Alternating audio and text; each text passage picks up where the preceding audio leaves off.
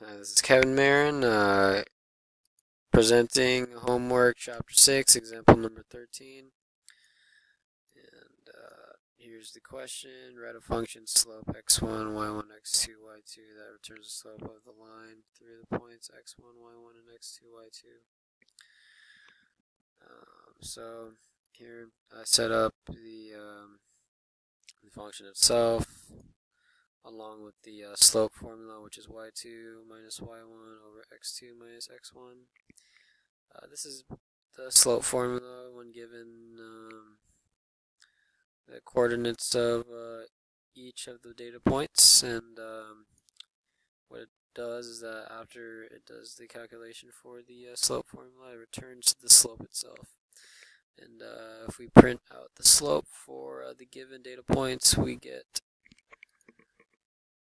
approximately Control S 5 the correct slope when running the program. And I'll explain the second part later in a bit. And then it then asks us to call to slope in a new function named intercept x1, y1, x2, y2. And all it does is ask for the intercept. So I defined intercept x1, y1, x2, y2. I also defined m, which is equal to the slope x1, y1, x2, y2, which is a take on y equals mx plus b, which is the slope formula. And we can write it here temporarily for reference.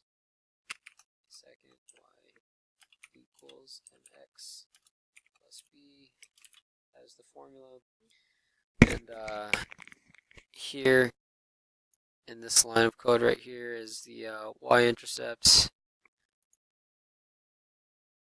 formula, and it's a take on the actual slope formula, except for that the y and the b are switched around, and instead of being called b, it's called y-intercept, and y is y1, and that returns the y-intercept. And if we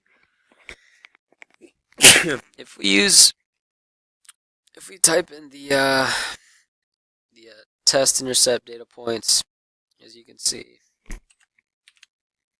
it returns the correct y-intercept of 3, 7, and 5 when given the data points, for example, 1, 6, 3, and 12, and 6, 1, 1, and 6.